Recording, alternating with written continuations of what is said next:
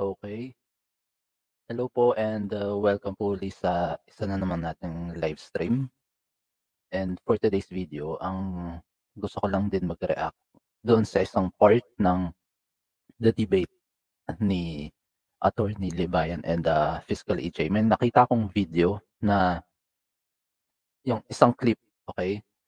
Pero una sa lahat, gusto ko po sanang mag-react dito sa isang video. First of all, may gusto lang po sa ito medyo sensitive yung pag-uusapan natin. Dahil alam naman po natin ako, may mga anak ako 3, 2 lalaki, 1 babae. So, medyo I will try to explain na sana maging awareness din 'tong pag-usapan natin, ano. So, i-she-share ko lang kasi yung tungkol sa debate is, ang pinagdedebatehan nila doon ay, whether the sexual, consent is 16 or 18, 'di ba? So, ngayon pumasok sa isip ko, paano kung ang isang, adult ay nagkaroon ng sexual intercourse sa isang minor, 'di ba? Siyempre alarming din 'yun. Gusto ko munang ipakita sa inyo kung ano bang meaning ng eto, naghanap po tayo sa internet ng meaning ng netong pedophile, ayan, makikita po natin. A person who is sexually attracted to children, okey? Ito po ay galing sa Oxford Languages. Eto tignan natin sa Wikipedia. Pedophilia, 'yan. Kumbaga naa-attract sila sa, ah, mga minor, sexually attracted to minor, okey? So etong may isa pa rin akong i-she-share, stop screen, na medyo nakakabahala rin do'n sa dito sa isang clip sa debate, nagko-cross-examine si Attorney Libayan kay Fiscal EJ, ayan. Tapos may nag-comment dito. Hindi na-gets ni Fiscal yung tanong dito. Kasi ang question in Tagalog, kung may mga tao sa isang room na ang mga edad ay 16 hanggang 60 at tinanong ka na, anong pinakabata or minimum na edad ang pwede nilang makatalik? Okay. Eto sinagot naman ni Fiscal EJ na For example, there are people in the room ages 12 to 16 okay. and they ask you 16 to 60, 16 to 60, and they ask you what is the youngest age of a person wherein I can have sexual intercourse with. What is your answer? Yan yung kino-cross-examine niya si Fiscal EJ tungkol sa sexual consent, okay. Itong question na ito para sa akin hindi siya naayon sa batas pero tina-try ni Attorney Libayan na bigyan ng logic yung pinagtatanggol ni Fiscal EJ na kung ang in general rule ay kung ikaw ay magbibigay ng sexual consent 60 tapos nasa room kayo, meron ages from 16 to 60, anong age ang pipiliin mong makapag-sex, makipagtalik, okey? Tingnan natin sagot ni Fiscal EJ. Their age is from 16 to 60, and they ask you what is the minimum age of the person that they can have sex with. What's your answer? Of course, I will answer the very obvious. 16 years old, because that is the age of sexual So consent. you will answer, okay. Parang yung For Fiscal EJ medyo alarming, 'di ba? Kasi sa pagkakaintindi ko, correct me if I'm wrong, na yung sa batas na sina-cite ni Fiscal EJ is isa sa mga exemption dahil nagkaroon ng isang kaso. Pero tinatakal din nila na yung, Romeo and Juliet clause sa batas, okey? Naintindihan ko 'yun, kasi may exemption nga naman na if ever 16 below and 13 years old and above nagkaroon sila ng sexual, encounter, wala silang nilalabag na batas, may consent 'yun. Pero 'pag ikaw umangat ka ng 16, ikaw 16 below, pero magkakaroon ka ng sexual interaction sa isang mas matanda pa sa'yo, o sabihin mo ng 18 years old na sabihin mo ng wag na tayong umabot dun sa argumento ni Attorney Libayan. Umabot sila sa 18 or 19 years old, 'di ba meron pa rin siyang criminal liability doon sa matanda, 'di ba? Kahit na gusto pa ng 16 years old, may consent siya, pero kung ang nakatalik mo ay mas matanda sa'yo, edad 18 and above, may criminal liability ka na, tsaka morally iisipin mo pa lang, doon sa tanong ni Attorney Libayan kung doon sa room na maraming tao, may edad na 16 to 60. Tinanong niya, anong pinaka minimum age na pwede ka makipag-sex? 'Di ba dapat ang sagot mo is 18? Kasi yun na yung legal age para makapagbigay ka ng consent legally. Oo, alam natin na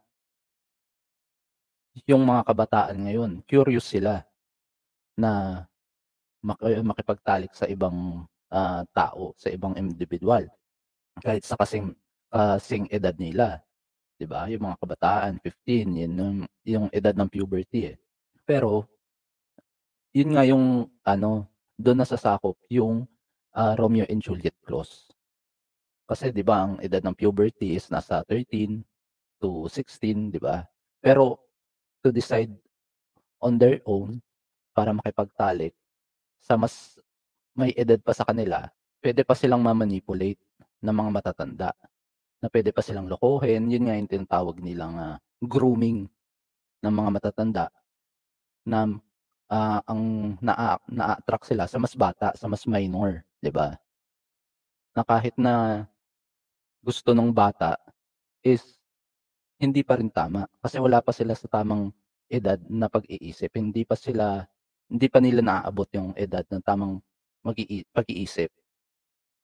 Kasi kung iisipin mo itong video na 'to, medyo alarming nga kasi sabi ni Fiscal AJ, ang minimum na obvious na minimum na puwede kang makipagtalik is 16, 'di ba? Tapos ikaw 60 years old ka, 'di ba minor pa ang 16? Paano mo masasabing yung 16 puwede na makipagtalik sa isang adult, 'di ba? Kung yung ang pinaglalaban niya nga tama siya na 16 years old, pero ang niyang batas na na kasama ay 16 and below and 13 and above. Yung Romeo and Juliet clause, 'di ba? Puwede ko sanang i-accept kung ipinagtatanggol mo yung legal age of consent na 16 kung ang katalik nila is mas bata. Below 16, above 13, yun yung nasa batas. Yun yung pagkakaintindi ko, Pero kung ikaw nasa legal na age ka na 18, 19, tapos maghahanap ka ng mas bata sa'yo, 'di ba?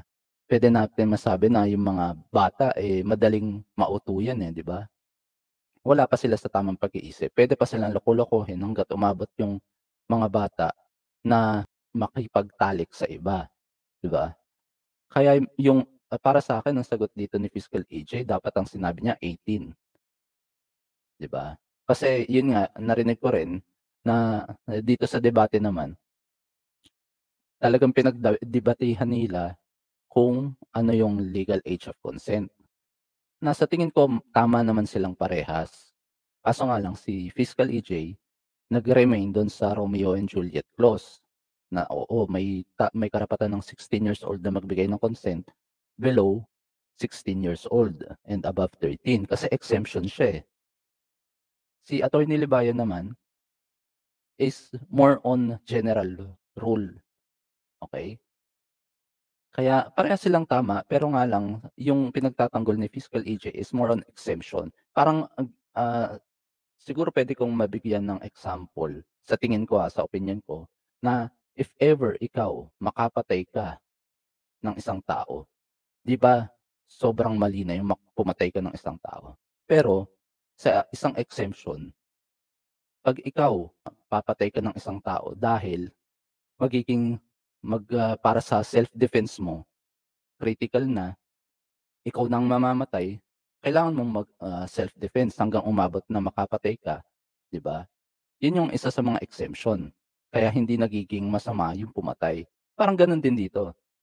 Ang age of sexual consent is 18 pero maraming exemption 'yan. Pero hindi sinabing 'pag may exemption, na 60 puwede ka na makipagbigay ng consent kahit na ang katalik mo ay yung 18 years old o and above, yung adult na masasabi, 'di ba? Sa tingin ko more on hindi sila nag-dwell on, yung penalty ng mga puwedeng ipataw kung mangyayari man na ikaw 60 years old ta's makikipagtalik ka sa 16 years old, hindi na sila nag-dwell sa puwedeng ipataw na parusa. Yung puwedeng sabihin na, pedophilia yung matanda na papatol sa 16 kasi nga minor, 'di ba? So, yun yung point ko dito na medyo alarming yung sagot ni Fiscal EJ. Siyempre sila mas may alam sila sa batas pero sa tingin ko sablay. Okey, tama yung pinaglalaban ni Fiscal EJ dun sa exemption. Pero yung sagot niya dito is parang pumapanig siya na puwede kang ikaw adult, puwede kang pumatol sa minor, 'di ba? Na hindi naman dapat. Okey, pakinggan uli natin yung sagot, yung cross-examine ni Attorney Libayan kay Fiscal EJ.